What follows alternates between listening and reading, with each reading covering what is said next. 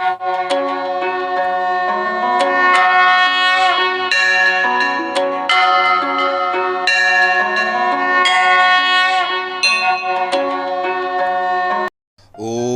जय श्री राम मित्रों, स्वागत है आप सबका आदर्श धर्म सनातन धर्म यूट्यूब चैनल की अनसुनी कथा कहानी प्रसंग में। आज का विषय लिया है कि बड़ा कौन, कर्म करने वाला, लोगों को खिलाने वाला, या सिर्फ भक्ति भजन करके लोगों से मिले दान को खाने वाला। इसको अच्छे से समझने के लिए एक छोटी सी किंतु सत्य कथा के माध्यम से आपको विषय को समझाने की कोशिश करते हैं। एक पंडित जी थे, बड़े छोटे से पुरोहित थे। किसी तरह इधर उधर कुंडली विचार करके कथा सुनाकर थोड़ा बहुत धन दक्षिणा का उपार्जन करते थे, जिससे उनका परिवार का पेट भरता था। फिर किसी तरह पेट को काट कर अपने बच्चे की फीस भरी। आरक्षण का जमाना, करोड़पति व्यक्ति जो धनाढ्य है किंतु सरकार द्वारा बताई जाति विशेष से है, तो उसके बच्चों को फीस फ्री, किताब फ्री, ऊपर से हर महीने एक पगार की तरह वजीफा फ्री। वही वो पंडित जी जिनके खुद के खाने का ठिकाना नहीं, अगर उनको बच्चा पढ़ाना है तो फीस पूरी दो, बल्कि डबल दो, क्योंकि जो मुफ्त की छूट जाति विशेष वालों की है उसका घाटा भी सरकार अन्य से वसूलती। किताबों के पैसे डबल दो, चाहे खुद भूखों मरो। किसी प्रकार पढ़ाई पूरी की।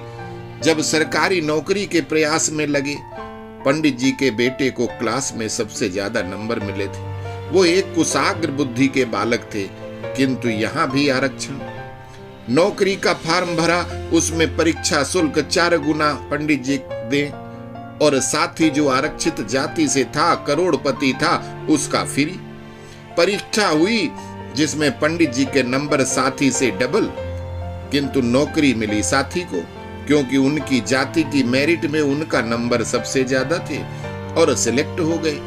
पंडित जी उनसे डबल नंबर लेने के बावजूद बेरोजगार। अब पहले तो पंडित जी ने एक छोटी सी पान की दुकान खोली, भाई रोजी रोटी के लिए कुछ तो करेंगे। फिर उसके साथ वहीं थोड़े से बतासे, शक्कर पारे रखने लगे। फिर चाय की दुकान, फिर चाट समोसा आदि भी रखने लगे। अब उन्होंने वहीं एक किराए की दुकान ले ली और बढ़िया खाने का भोजनालय बना दिया। पान की दुकान, मिठाई की दुकान, सब कुछ एक साथ चला रहे थे और कई अन्य लोगों को रोजगार देने वाले एम्प्लॉयर हो गए। ये सारे छोटे छोटे व्यापार करते हुए कुशाग्र बुद्धि वाले शर्मा जी ने थोड़ा बैंक से लोन उठाया और एक कपड़ा बनाने की फैक्ट्री लगा दी। ईश्वर की कृपा से, उनकी मेहनत ईमानदारी से फैक्ट्री बढ़ती गई और पंडित जी एक बड़े सेठ हो गए। उनके ऊपर लक्ष्मी जी मेहरबान हो गई। अब शर्मा जी कपड़े की बहुत बड़ी फैक्ट्री के मालिक थे। कुछ दिनों बाद शर्मा जी को प्रभु से लौ लग गई। उनके जीवन में कुछ ऐसा घटा कि उन्होंने अपनी फैक्ट्री और सारा कारोबार बंद कर दिया और संत बन गए।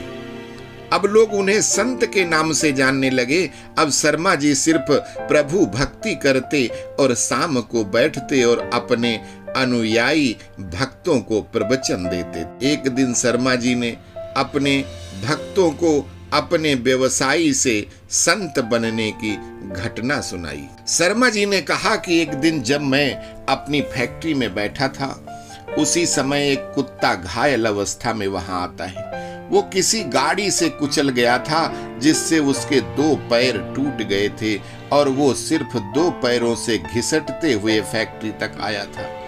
मुझे बहुत तरस आया और मैंने सोचा कि उस कुत्ते को किसी जानवरों के अस्पताल ले जाऊं।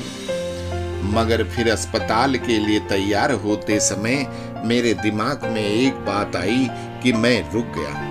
मैंने सोचा कि अगर प्रभु हर किसी को खाना देता है, तो मुझे अब ये देखना है कि इस कुत्ते को प्रभु कैसे खाना खिलाते हैं। रात तक दूर बैठे उसे मैं देखता रहा और फिर अचानक मैंने देखा कि एक दूसरा कुत्ता फैक्ट्री के दरवाजे के नीचे से घुसा और उसके मुंह में रोटी का एक टुकड़ा था।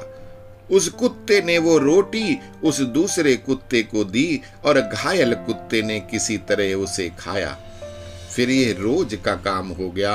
वो कुत्ता वहां आता और उसे रोटी देता या कोई और खाने की चीज, और वो घायल कुत्ता ऐसे खा खा के चलने के काबिल बन गया।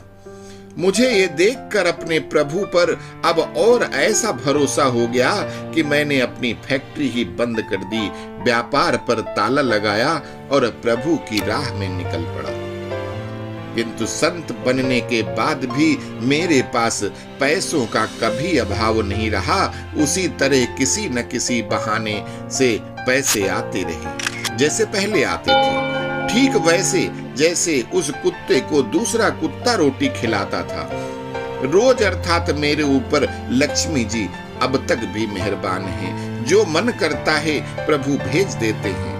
उनकी कृपा से मुझे परम संतोष और सुख की अनुभूति होती है। शर्मा जी की ये कहानी सुनकर, उनकी आप बीती सुनकर उनका एक भक्त जोर जोर से हंसने लगा। शर्मा जी को गुस्सा आ गया। उन्होंने पूछा, भाई इसमें हंसने की क्या बात है? मैंने कौन सा हास्य प्रसंग चुटकुला सुनाया है?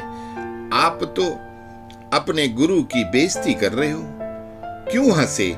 जब वजह पूछी तो उसने कहा कि आपने तो गुरुजी यह तो देख लिया कि प्रभु ने उस कुत्ते का पेट भरा, मगर आप ये न समझ सके कि उन दो कुत्तों में से बड़ा कुत्ता कौन है। जो खाना खा रहा है वो बड़ा है, या जो कुत्ता उसे लाकर खिला रहा है वो बड़ा है। आप खाना खाने वाले घायल कुत्ते बन गए और अपना कारोबार बंद कर दिया, जबकि पहले आप खाना खिलाने वाले कुत्ते थे, क्योंकि आपकी फैक्ट्री से हजारों लोगों को खाना मिलता था। आप खुद बताइए कि पहले जो आप काम कर रहे थे वो प्रभु की नजर में बड़ा था, या अब जो कर रहे हो वो काम बड़ा? शर्मा जी की आंखें खुल गई और उन्होंने दूसरे दिन ही अपना कारोबार फैक्ट्री फिर से शुरू कर दिया और संत शर्मा जी फिर से व्यवसायी शर्मा जी बन गए। गोस्वामी जी ने कहा है कि कर्म सबसे बड़ा है। कर्म प्रधान विश्व करी राखा, और जो जस करहि सो तस फल चाखा। अर्थात ईश्वर ने इस संसार को कर्म प्रधान बनाया है। उसी व्यक्ति को सब कुछ मिल सकता है जो कर्म करेगा, चेष्टा करेगा। कर्म करने वालों को उसका भाग्य भी ज्यादा दिन रोक नहीं पाता है, क्योंकि ईश्वर कर्म करने वाले के साथ खड़े हो जाते हैं। विधाता का भाग्य भी बदल जाता है। कुएं से पानी तो खोदने वाले को ही मिल सकता है, आराम करने वाले को नहीं। अगर आप कुआं खोदोगे तो पानी तो निकलेगा ही। पहले से ही हार मान लोगे, हाथ पर हाथ रखकर बैठ जाओगे तो कुछ भी नहीं मिलने वाला। अतः मनुष्य को प्रतिफल को भूलकर कर्म करते रहना चाहिए, और यही प्रभु श्री कृष्ण का गीता में स्पष्ट संदेश है कि कर्म करना ना छोड़ें। तो उम्मीद करता हूं कि आपको हमारा ये वीडियो कि कर्म ही प्रधान है, जैसा कर्म करोगे वैसा ही फल ईश्वर देता है, अच्छा लगा होगा। और वीडियो को आप लोग अन्य लोगों में जरूर शेयर करेंगे। हमारे चैनल आदर्श धर्म सनातन धर्म को जरूर सब्सक्राइब करेंगे। अस्तु। प्रेम से बोलो वृंदावन बिहारी लाल की जय।